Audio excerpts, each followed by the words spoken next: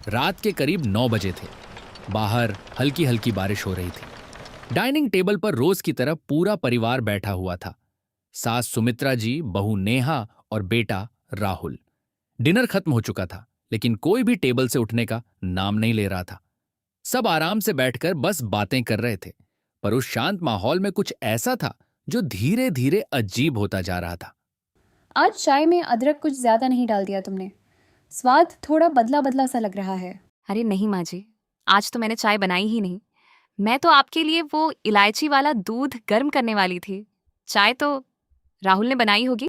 तीनों ने एक दूसरे की तरफ देखा। टेबल के बीचों बीच कांच के 4 कप रखे थे, जिनमें से गर्म भाप निकल रही थी। 3 कप सुमित्रा जी, नेहा और राहुल के आगे थे, लेकिन चौथा कप टेबल के उस कोने पर रखा था जहां हमेशा अंधेरा और खालीपन रहता था। अगर चाय तुम दोनों में से किसी ने नहीं बनाई तो रसोई में से ये 4 कप लाकर यहाँ किसने रखे?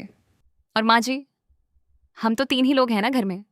फिर ये चौथा कप किसके लिए है? अरे, तुम दोनों भी ना छोटी छोटी बातों पर डर जाती हो सकता है नेहा तुम भूल गई हो। और रही बात चौथे कप की, तो शायद गलती से आ गया होगा। छोड़ो ना, ये बताओ राहुल का नया प्रोजेक्ट कैसा चल रहा है? राहुल ने बात बदलने की कोशिश की। सुमित्रा जी और नेहा ने भी बात पर मिट्टा डालने की सोची और नॉर्मल बातें करने लगे, लेकिन सस्पेंस अभी खत्म नहीं हुआ था। राहुल बेटा, जरा सुनना। क्या तुम्हें भी किसी के फुसफुसाने की आवाज आ रही है? हाँ माँ जी, मुझे भी ऐसा लग रहा है जैसे कोई हमारे ठीक पीछे खड़ा होकर बहुत धीरे धीरे कुछ। तुम दोनों शांत रहो। मुझे भी सुनाई दे रहा है, कोई कह रहा है मेरी चाय ठंडी हो रही है। अचानक पूरे कमरे की लाइट चली गई। चारों तरफ घना अंधेरा छा गया। बाहर बारिश की आवाज और तेज हो गई। टेबल पर बैठे तीनों लोगों की धड़कनें बढ़ चुकी थीं। किसी के चलने की आहट हुई। टिक टिक टिक। राहुल, नेहा, कहाँ हो तुम दोनों? मेरा हाथ पकड़ो।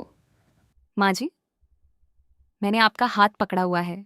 राहुल जी, आप कहाँ हैं? मैं तो माचिस ढूंढने किचन की तरफ आया हूं नेहा। तुमने किसका हाथ पकड़ा है? नेहा के रोंगटे खड़े हो गए। अगर राहुल किचन में था तो नेहा ने अंधेरे में जिसका हाथ थाम रखा था वो बेहद ठंडा और अजनबी था।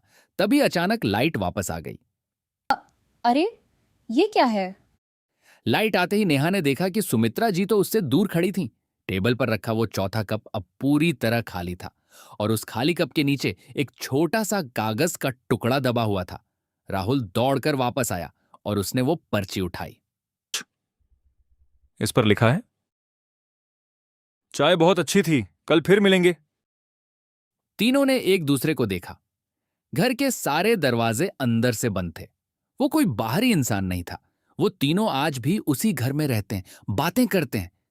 पर अब वो जब भी बैठते हैं हमेशा 4 कप चाय बनती है, क्योंकि उन्हें पता है कोई अदृश्य शक्ति उनके साथ ही उस कमरे में बैठती है और बेहद खामोशी से उनकी बातें सुनती है।